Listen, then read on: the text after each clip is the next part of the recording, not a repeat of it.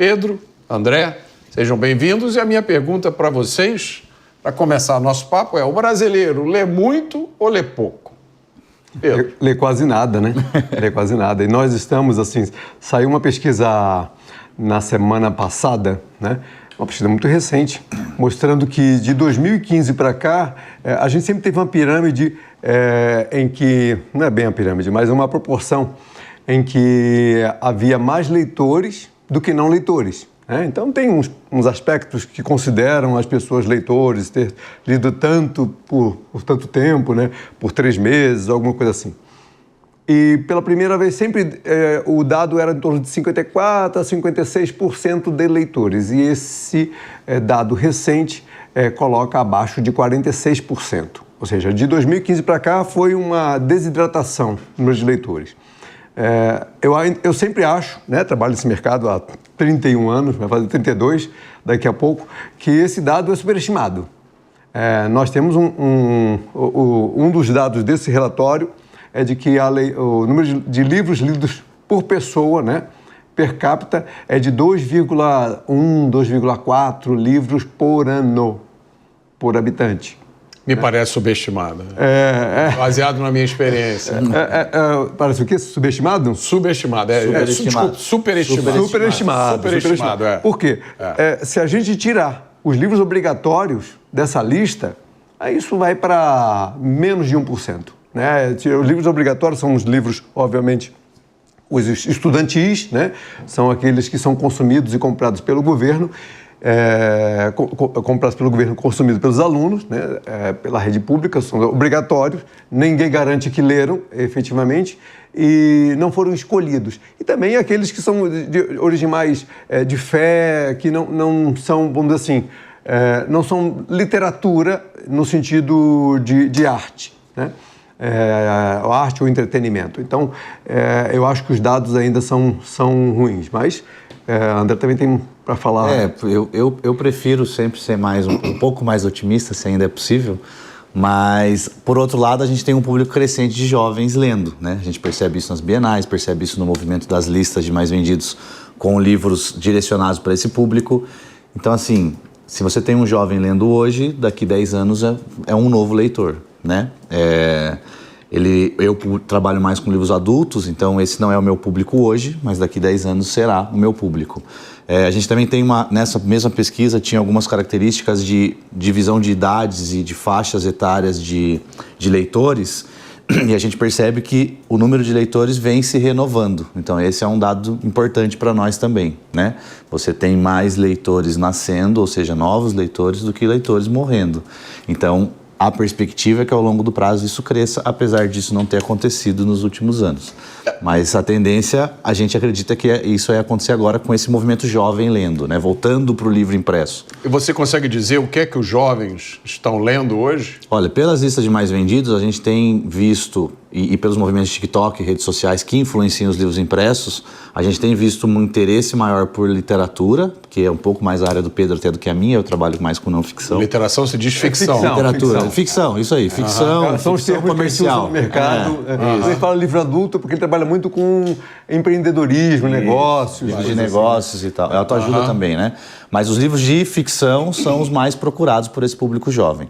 E a gente tem percebido uma outra característica também, que é o interesse não só por livros lançados naquele mesmo ano, não só por lançamentos. Então, alguns livros de anos anteriores aparecendo novamente nas listas por esses movimentos. TikTok, redes sociais, grupos de leitura formados nas redes sociais, mas que vão para o livro impresso.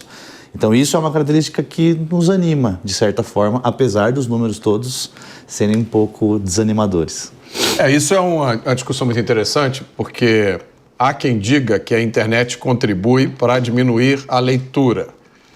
Eu acho que funciona das duas formas. Eu vejo muita gente que retomou o hábito de leitura, por exemplo, porque me segue, assiste as minhas lives, onde eu sempre falo de livros. Aí tem gente que diz, olha, Mota, eu estou gastando meu salário todo, e todo livro que você recomenda, eu compro. Inclusive, eu vou fazer um merchan, eu tenho uma livraria online, livrariadorobertomota.com.br, onde eu coloco os livros que eu gosto, que eu leio, tem lá uma seção de recomendados. Agora, eu achei interessante essa observação sobre os jovens, eu vou colocar uma outra questão para vocês. Eu acompanho os livros que os meus filhos leem que são obrigatórios, né, na escola. Eu vejo muito pouco de autores clássicos. Eu vejo, de vez em quando, um ou outro livro de autores dos quais eu nunca ouvi falar, e eu dou uma folheada no livro, eu digo assim, isso não é exatamente o que eu classificaria como literatura. Muitas vezes parecem até panfletos, né? Como é que vocês veem isso? Assim, um outro ponto que a gente vai ter que entrar depois, assim, é o motivo desse decréscimo, né? Mas o ponto que você colocou também aí é importante. Eu também vejo esse movimento, né, que a internet, as mídias, todas ajudam, mas tem os dois movimentos. Ela também é leitura. Então, assim, o tempo que a pessoa está lendo no smartphone suas mensagens, ela poderia estar lendo um livro. Isso. E as pessoas ficam muito tempo lendo e vendo vídeos e vendo coisas de TikTok. Então, assim, eu tenho a impressão de que, assim, nós temos um volume de distrações hoje imenso. E a leitura está concorrendo com isso. E a leitura é uma atividade que é uma atividade quase sempre feita isolada, né? Você lendo Mas sozinho. você sabe que na minha época diziam que era televisão. Quando eu era criança, ninguém lê mais porque está todo mundo vendo televisão. Né? Mas televisão pelo menos é assim. Televisão, cinema, você está... Ou seja, é uma desculpa, né? Mas, de toda forma, é uma atividade que você não faz em conjunto, né? Você faz sozinho, né? Depois você pode participar de um grupo para isso, para discutir o livro, as suas ideias, né? Mas faz sozinho. Então, ela tem menos atrativos, ela não é interativa, geralmente, essas coisas... Dá menos não tem adrenalina, né? Não tem a novidade, a excitação que as redes sociais têm. Sim, mas... Quem conhece, quem é fisgado pela literatura, percebe que ela tem algo que o cinema não vai ter, que essa interação excessiva das redes ou dos vídeos não vai acontecer. Então, o que eu vejo como importante, né, é como fomentar isso da forma certa. Você estava dando um exemplo aí de que você vê, às vezes, uma literatura oferecida para jovens e você não vê muito atrativo, né? Tem, obviamente, coisas de gerações, né, que estão acontecendo nesse momento, ou seja, a gente, por muito tempo, ofereceu para os jovens uma literatura que foi feita para adultos no século passado. Isso. Então, assim, por exemplo, Machado de Assis, a gente força o jovem a ler quando ele ainda não é leitor, quando ele está na fase de formação, ler uma literatura feita há mais de 100 anos para adultos naquela época. Fora do contexto dele, totalmente. Essa coisa do contexto é muito importante, porque o leitor hoje, né, eu acho que mais do que na minha época, né, André está de fora, André, esse leitor jovem aí. O leitor hoje, ele gosta de se identificar com o personagem. Tanto que surgiram vários gêneros, que antigamente os gêneros eram focados em temas. Então, terror, suspense, aventura, ficção científica. Hoje, muitos gêneros são focados em faixa etária. Então, middle grade seria o colegial, a criança de 8 a 12 anos, o jovem adulto, o novo adulto, o chick-lit, cada um é faixa etária. Por quê? A faixa etária é o personagem central executando uma ação. Né? A gente já viu isso, assim, tem livros do passado que estão dentro desse nicho. Por exemplo, Romeu e Julieta é um jovem adulto. Por quê? São dois jovens vivendo toda a ação está focada naqueles jovens. E eles são os jovens que estão girando. Surgiram vários autores recentes fazendo isso. Né? John Green é um exemplo desse que põe os jovens como os capitães da ação, né? Estão capitaneando toda a ação. Então, assim, essa coisa da geração, porque você olha e fala assim, não, isso aqui não parece, tem uma coisa da geração, mas também tem livros que fazem muito sucesso, muito ruins, né? É disso que eu estou falando. Eu acho que alguns livros são muito ruins. Não é questão do gênero. Porque quando eu... E é isso que eu queria dividir com vocês aqui, né? Eu falo isso muito com as pessoas. Para mim, o livro tem duas coisas que a internet nunca vai ter, que nenhum meio além do livro vai ter. Primeiro, o livro é uma coisa que você absorve no seu ritmo, você pode parar, pensar, refletir, ler mais um pouco, deixar o livro de lado, pesquisar. Então, ele convida à reflexão e ajuda você a reestruturar ou a estruturar o seu pensamento. É uma dinâmica completamente diferente de qualquer outro meio. E a segunda coisa que o livro tem é a curadoria. Um livro, para ele chegar a existir, vocês vão falar mais sobre isso, ele passou por um longo processo. O escritor quis realmente escrever o livro, colocou esforço naquilo, o livro foi revisado, passou na mão do editor. Então, é um produto, apesar de existirem muitos livros ruins, é um produto que tem mais chance de ser bom do que uma coisa qualquer que você pega na internet. Agora, quando eu falo desses livros dos jovens, por exemplo, eu me lembro na época que eu era jovem, eu lia Monteiro Lobato, eu me lembro de um livro chamado Menino de Asas, do Homero Homem, que é um livro assim, lindo, belíssimo. Eu lia José Mauro de Vasconcelos, o Meu Pé de Laranja Lima. Eu lia Júlio Verne. Júlio Verne foi o primeiro contato que eu tive com ficção científica, A Volta ao Mundo em 80 Dias, 20 Mil Léguas Submarinas. Eu lia Agatha Christie, eu lia os livros de ficção científica de Isaac Asimov, Ray Bradbury, Arthur Clarke. Eu não vejo nada disso. O que eu vejo é o que você falou, é um Machado de Assis para uma criança que não vai gostar de Machado de Assis. E outras coisas de obras de gente que eu nunca ouvi falar e que quando eu abro para ler eu falo, meu Deus do céu, eu já senti necessidade de sentar com meu filho e dizer, olha, deixa eu esclarecer para você sobre isso que você está lendo. Esse livro é ruim. Não, mas a professora mandou ler, André, fala aí, me ajuda. O livro, ele tem uma característica não alienante que a tela tem. Esse é o grande problema, que é isso que você disse. O livro, quando você lê o livro, ele desenvolve o seu pensamento e te ajuda a construir, inclusive, um senso crítico para aquele próprio livro, que é a coisa que a internet não faz. A internet te coloca como um passivo completo daquela ação de olhar para a tela e rolar a tela. O livro, como você disse, a interação é totalmente diferente. Então, a partir desse próprio caminho, desse crescimento do leitor, ele mesmo vai ser capaz de fazer essa análise que você está fazendo aqui, porque você é um leitor. Mas enquanto ele não é um leitor... E esse é o grande problema de você não começar a ler, que é o que o Pedro disse, O público tem que começar a ler por algum lugar. Então, eu prefiro que ele comece lendo um livro mais raso, vamos chamar assim, ou inferior, ou de qualidade duvidosa, e ele mesmo vá desenvolvendo esse senso para chegar num patamar em que ele possa dizer, não, esse livro aqui eu não leio mais, agora eu vou ler isso daqui. Que essa é uma característica pura do livro. A internet nunca vai fazer isso. A internet nunca vai te dizer, essa barra que você está rolando aí é meio ruinzinha, vamos melhorar esse conteúdo? Não. Ela vai te entregar mais e mais daquilo que você consome. Então, se você consome coisa ruim, ela vai continuar te entregando coisa ruim. E o livro é um movimento totalmente diferente.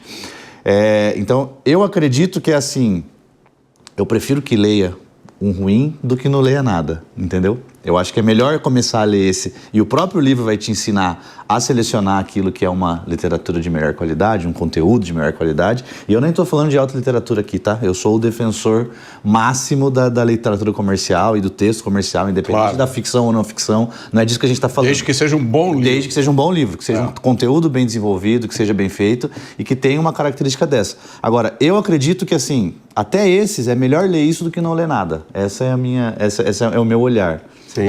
Porque o próprio livro vai ensinar ele a curar. É curioso você falar isso, porque eu falo muito para o meu público o seguinte, não há desculpa para você ler um livro chato, não há justificativa para você ler um livro chato.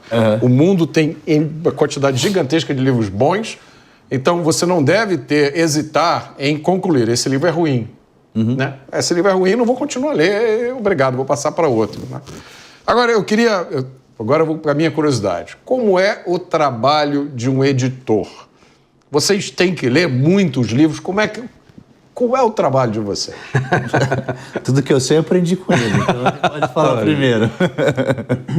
Na verdade, o editor, assim, acho que essa palavra está muito em moda, Recentemente a gente ouviu aí a ideia de ser editor do mundo, como alguém que faz uma curadoria, mas o editor, ele é um selecionador fui professor para editores no passado, né? E uma das coisas que eu tinha me tocado finalmente, né, depois de alguns anos de profissão, era que o editor é uma função que existe em todas as áreas, né?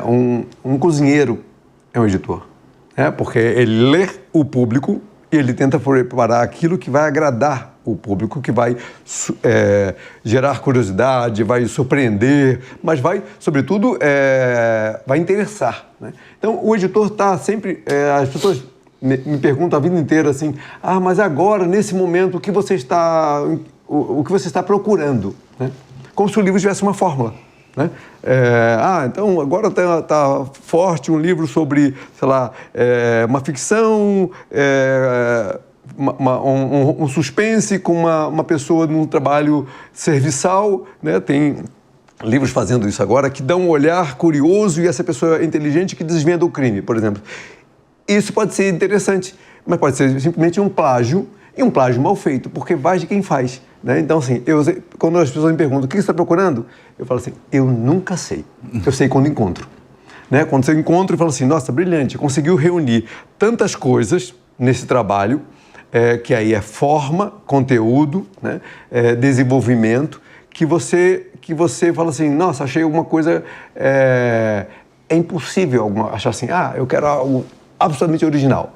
Se for original demais, pode ser que não tenha ninguém interessado nele. Então, tem que ter uma conexão com as pessoas. Então, o editor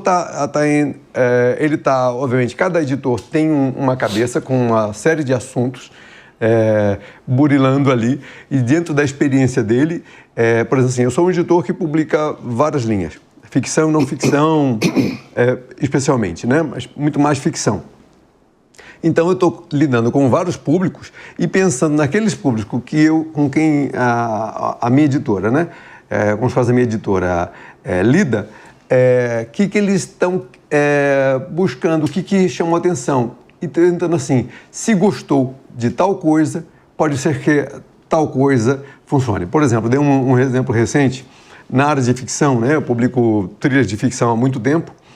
A ficção no Brasil é lida majoritariamente por mulheres, mais de 70% da ficção é lida por mulheres. Então, tem algumas coisas que são importantes para isso funcionar, né? Sobretudo o olhar desse personagem e da participação desse personagem, que eu procuro assim, surpreender com algo novo, né? Então, agora... A gente, quando lança um livro, a gente nunca sabe se vai funcionar, né? Mas publiquei uma autora